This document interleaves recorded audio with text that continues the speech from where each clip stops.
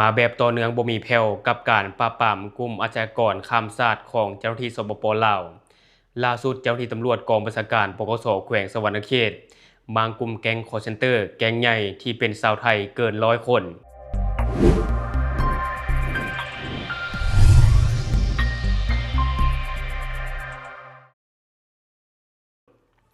สบายดีท่านผู้ชมยินดีต้อนรับเข้าสู่รายการ Talk the New และข่าวที่ข้าพเจ้าอยากจะนำเสนอในมื้อนี้ก็จะมาบอกถึงการปราบปรามกลุ่มอาชญากรข้ามชาติของเจ้าหน้าที่สปป.ลาว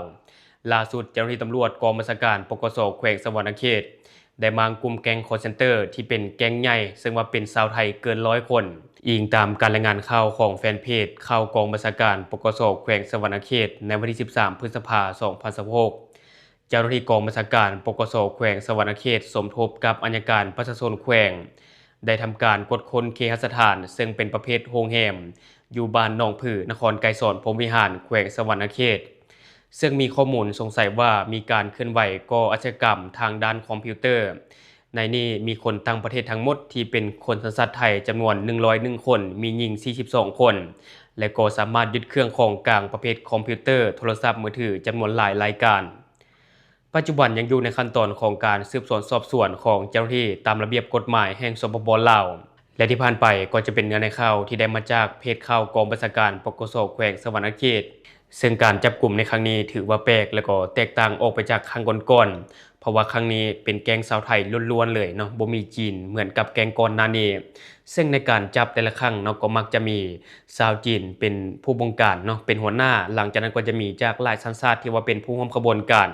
แต่ว่าแตกต่างจากครั้งนี้ก็คือว่าเป็นชาวไทยล้วนเลยจนมาเห็นในตอนนี้ตอนที่เจ้าหน้าที่กวดล้างจึงรู้ว่าแก๊งสแกมเมอร์อยู่ในลาวนี่มันมีหลายแล้วก็มันอยู่กับเฮามาดนแล้วท่านผู้ชมซึ่งในตอนนี้แก๊งสแกมเมอร์ถือว่ามีหลายกว่าที่คนในสังคมบ้านเฮารับรู้และถือว่ามันเป็นภัยใกล้ตัวกว่าที่เฮาคิดเอาไว้เพราะว่าแก๊งสแกมเมอร์เหล่านี้มันอาศัยอยู่กับคนในสังคมไปเลยนะท่านผู้ชม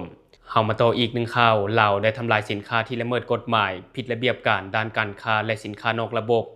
อิงตามการรายงานของแฟนเพจข่าวเศรษฐกิจสังคมในวันที่13 พฤษภาคม 2026ห้องการอุตสาหกรรมและการค้าเมืองคุณคำแขวงคำม่วนได้จัดพิธีทำลายสินค้าที่ละเมิดกฎหมายผิดระเบียบการด้านการค้าและสินค้านอกระบบขึ้นที่ห้องการอุตสาหกรรมและการค้าเมืองคุณคำนำพาโดยท่านอินตาศรีสุขสันต์กรรมการพรรคเมืองหัวหน้าห้องการอุตสาหกรรมและการค้าเมืองคุณคำพิธีดังกล่าวเป็นเกียรติเข้าร่วมโดยท่านวรรณหงษ์ธรรมวงศาคณะประจำพรรคเมือง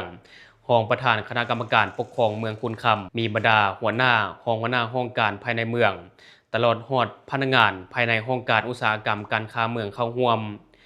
ท่านนางเทพมณิลาพุทธยอดฟ้าได้ขึ้นพานข้อตกลงของท่านประธานปกครองเมืองว่าด้วยการอนุมัติให้จัดพิธีทำลายสินค้าเกินห้ามประจำปี 2026 พิธีดังกล่าวท่านอินตาศรีสุขสันต์กรรมการพรรคเมืองหัวหน้าห้องการอุตสาหกรรมและการค้าเมืองคุณคำได้ขึ้นพานบทสรุปเคลื่อนไหวเวียกงานปกป้องผู้สวมใส่เวียกงานกฎกาสินค้ายึดสินค้าที่ผิดต่อระเบียบกฎหมายโดยในระยะผ่านมาทางห้องการอุตสาหกรรมและการค้าเมืองคุณคำและยึดสินค้าบริโภคต่างๆที่หมดอายุได้จำนวน25รายการเช่นสติงแดงรสดีพะโล้ถั่วดำถั่วเหลืองมายองเนสน้ำปลาตุกน้อยวาซาบินมมะลินมคานิสันนมไทยเดนมาร์กน้ำส้มสายสู่มีกล่องมีซองโจกน้ำหวานตุกน้อยน้ำหวานตุกใหญ่ขนมรวมผงน้ำปั่นกะทิซองผงบุญขนอกรงาข้าว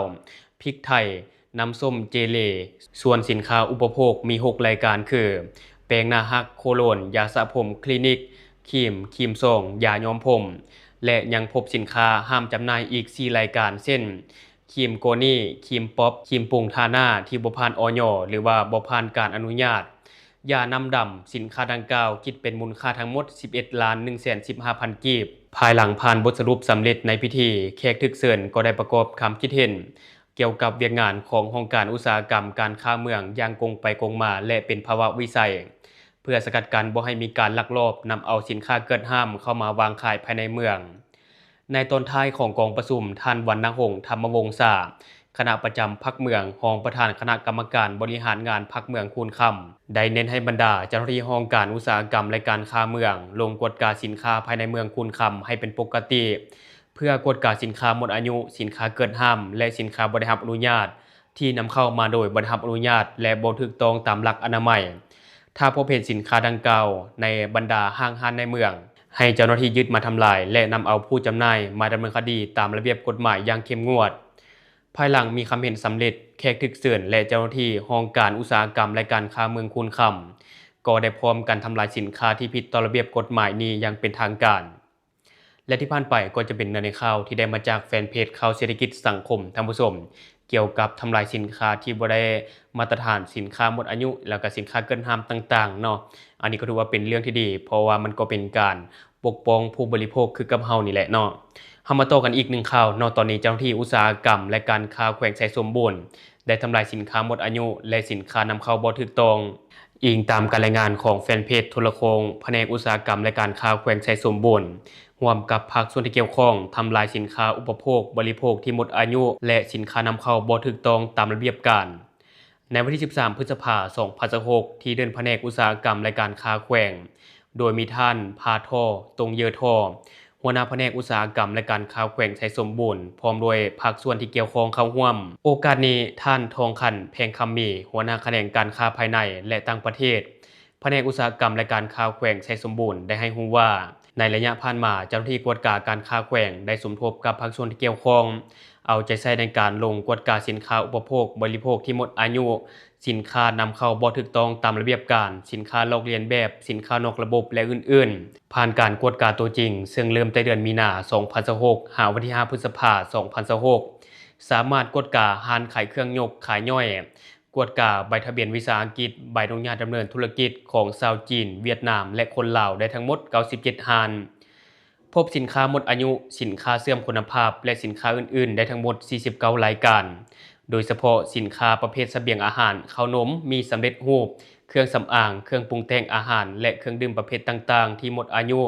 หรือบ่มีเอกสารการนำเข้าถูกต้องตามระเบียบกฎหมายรวมมูลค่าสินค้าทั้งหมดได้100กว่าล้านกีบ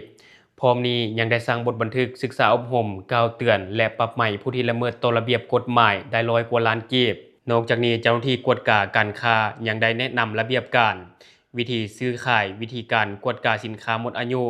สินค้าบ่ติดฉลากภาษาลาวสินค้าลอกเลียนแบบสินค้านอกระบบสินค้าต้องห้ามและสินค้าอื่นๆให้กับบรรดาผู้ประกอบการเติมอีกและที่ผ่านไปก็จะเป็นเนื้อในข่าวจากแฟนเพจโทรโคงซึ่งถ้าหากเว้าถึงสินค้าหมดอายุส่วนหลายพ่อค้าแม่ค้าสาวขายในบ้านเฮาเขาก็บ่ค่อยได้สังเกตดอกเนาะว่าวันที่เดือนปีหมดอายุแม่นอยู่ไสมีแต่ว่าขายไปเรื่อยๆอันใดหมดก็ซื้อมาเติมใส่โดยเฉพาะก็แม่นเขตชุมชนห่างไกลซอกเล็กอันหนึ่งเวลามีคนตั้งร้านขายเครื่องขึ้นมาเนาะเขาเจ้าก็มักจะซื้อเครื่องไปไว้หลายๆขายไปเรื่อยๆบัดนี้อันใดหมดก็ซื้อมาเติมโดยที่บ่เช็กเบิ่งวันที่เดือนปีหมดอายุเลยถ้าว่าเป็นในเมืองเนาะถ้าว่าสินค้ามันใกล้จะหมดอายุก็น่าจะมีการเซลล์ออกไปขายในราคาที่ถูกหรือว่าขายเท่ากับต้นทุนหั้นนะแต่ที่สำคัญก็คือผู้บริโภคเฮานี่ต้องได้สังเกตเบิ่งเองเนาะก่อนที่จะซื้อเครื่องออกร้านควรสังเกตบ้างว่าสินค้านี้หมดอายุหรือยังและนอกจากนั้นเองสินค้าที่เสื่อมคุณภาพสินค้าหมดอายุมันมักจะเป็นอันตรายโดยตรงต่อกับผู้บริโภคคือกับเฮานี่แหละจะได้ก็ตามก็ต้องชมเชยการเฮ็ดเวียกของเจ้าหน้าที่ที่เกี่ยวข้องเนาะมันก็เป็นอีกส่วนหนึ่งเพื่อเป็นการปกป้องผู้บริโภคคือเฮานี่แหละทุกคนมีความคิดเห็นอะไรกับข่าวนี้อยากตำหนิติเตียนก็อย่าลืมฝากไว้ภายใต้คอมเมนต์ของเฮา